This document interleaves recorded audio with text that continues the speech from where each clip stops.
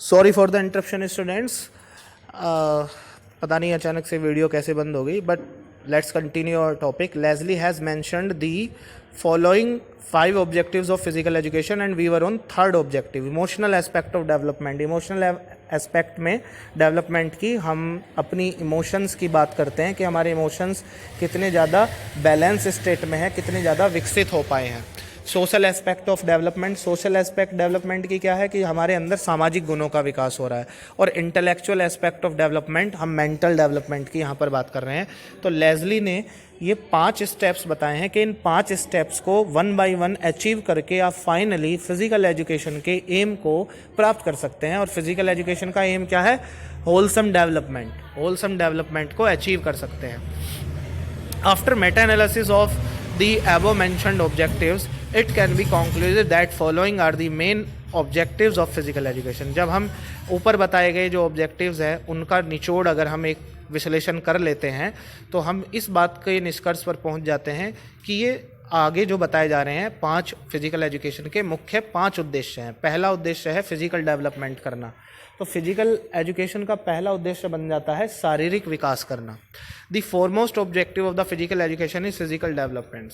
Physical education का सबसे पहला जो उद्देश्य है वो है शारीरिक विकास. In fact it leads to the development of our organ systems.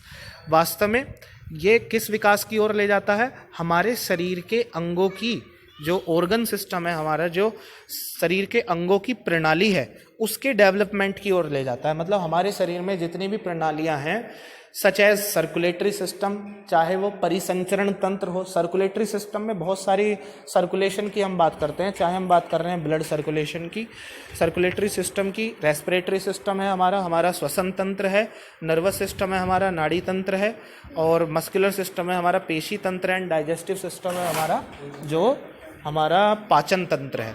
सो इन सारे तंत्रों, इन सारे सिस्टम्स के डेवलपमेंट की हम बात करते हैं फिजिकल डेवलपमेंट में. तो ये पहला मुख्य उद्देश्य है शारीरिक शिक्षा का.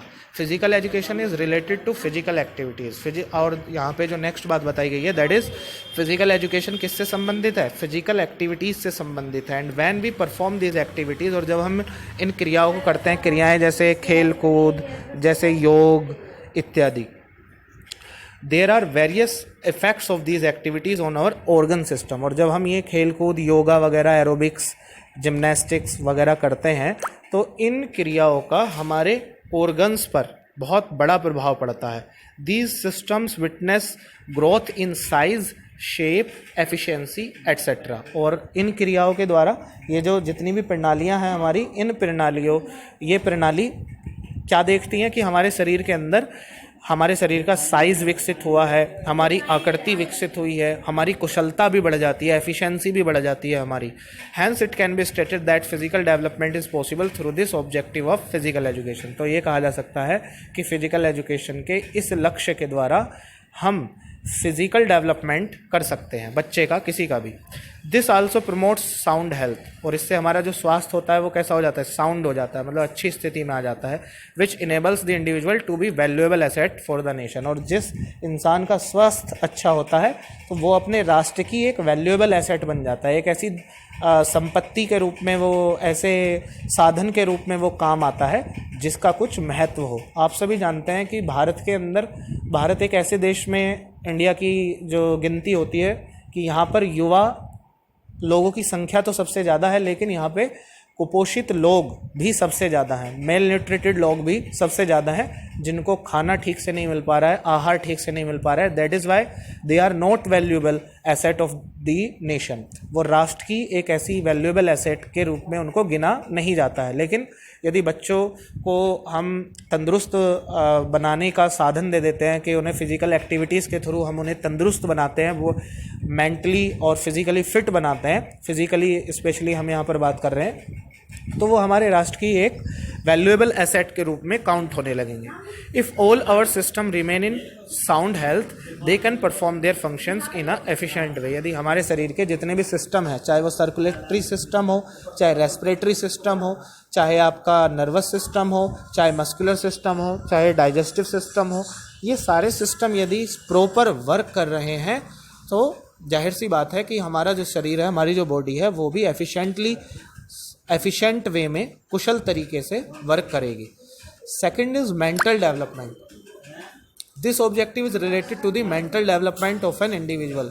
जो शारीरिक शिक्षा का दूसरा उद्देश्य है वह है मानसिक विकास, किसी भी इंडिविजुअल का मानसिक विकास होना। The various physical activities of physical education programmes need, जो फिजिकल एक्टिविटीज़ हैं फिजिकल एजुकेशन के अंदर जो इंट्रोड्यूस की जाती हैं, जो बच्चों को कराई जाती हैं, वो physical activities need alertness of mind. उन फिजिकल एक्टिविटीज़ में, चाहे वो खेल कूद हो, योगा हो, एरोबिक्स हो, कोई भी फिजिकल एक्टिविटी हो, उसके लिए बच्चे की अलर्टनेस चाहिए होती है कि उसका दिमाग चौकन्ना हो, अलर्टनेस होनी चाहिए बच्चे के दिमाग में, तभी वो उन फिजिकल एक्टिविटीज़ को सही तरीके से कर पाएगा। दूसरा, डीप कॉन्सेंट्रेशन होनी चाहिए। डीप कॉन्सेंट्रेशन मतलब गहरी एकाग्रता होनी चाहिए। अगर कोई क्रिकेटर है और उसके अंदर एकाग्रता नहीं है, वो बॉल को ध्यान से नहीं देख रहा है, बॉल कहाँ फेंकी जा रही है, कहाँ आ रही है, तो वो ठीक से बॉल को हिट नहीं कर पाएगा, आउट हो जाएगा। ठीक है। तीसरा है कैलकुलेटेड मूवमेंट, और उसको ये कैलकुलेशन भी करनी है कि बॉल कितनी स्पीड से आ रही है, कहाँ पड़ेगी, वहाँ बल्ला घुमाना है, किस तरह से हिट करना है। सो कैलकुलेटिव मूवमेंट्स, ये तीनों चीज़ें किसी भी फिजिकल एक्टिविटी में हर एक स्पोर्ट्समैन को, हर एक खिलाड़ी को या हर एक इंडिविजुअल को ध्यान में रखनी होती हैं। Moreover it should be called the indispensable requirement of various physical activities. तो हम क्या कह सकते हैं कि भिन्न भिन्न फिजिकल एक्टिविटीज़ की ये ऐसी रिक्वायरमेंट है, क्या, अलर्टनेस ऑफ माइंड एक इंडिस्पेंसिबल रिक्वायरमेंट है फिजिकल एक्टिविटी की, जिसको छोड़ नहीं सकते हम फिजिकल एक्टिविटी में, इंडिस्पेंसिबल है ये। ठीक है, कि किसी भी फिजिकल एक्टिविटी में हम ये कह सकते हैं कि इन तीन चीज़ों को छोड़ा नहीं जा सकता, ये रिक्वायरमेंट होती हैं किसी भी फिजिकल एक्टिविटी की। पहला अलर्टनेस ऑफ माइंड, दूसरी डीप कंसंट्रेशन, और तीसरी calculated movement. So in fact it is a two way process. वास्तव में वो कहते हैं कि भाई ये एक टू वे प्रोसेस है। टू वे प्रोसेस कैसे है कि जब हम कोई खेल खेल रहे होते हैं तो खेल के थ्रू हमारे अंदर, हमारे व्यक्तित्व में ये तीनों गुण अपने आप आने लगते हैं। अलर्टनेस अपने आप आने लगती है, कंसंट्रेशन अपने आप बढ़ने लगती है, और कैलकुलेशन हम अपने आप करना शुरू कर देते हैं, और ये धीरे धीरे विकसित होती चली जाती है। तो ये विकसित कैसे हो रही है? खेलने से विकसित हो रही है। और फिर ये जो विकास हो रहा है, इसका इस्तेमाल भी हम किस में कर रहे हैं? खेलने में ही कर रहे हैं। तो जहाँ से आ रहा है वहीं पे लगाया जा रहा है, जहाँ से आउटपुट आ रहा है, जहाँ से हम ये क्वालिटीज़ अर्न कर रहे हैं, वहीं पर हम इन क्वालिटीज़ का इस्तेमाल कर रहे हैं। तो ये एक मतलब टू वे प्रोसेस कहा गया है। Physical activities sharpen the mind. Physical activities क्या करती हैं? हमारे मस्तिष्क को तेज बनाती हैं। Which in turn is essential to perform various activities, जो कि बदले में एसेंशियल एक्टिविटीज़ को परफॉर्म करने, मतलब फिजिकल एक्टिविटीज़ को परफॉर्म करने के लिए बहुत ज़रूरी है। हमारे दिमाग का शार्पन होना बहुत ज़रूरी है। So along with these activities physical education is also a subject as other educational. In fact, it is a two-way process. Physical activities sharpen the mind, which is in turn is essential to perform various activities.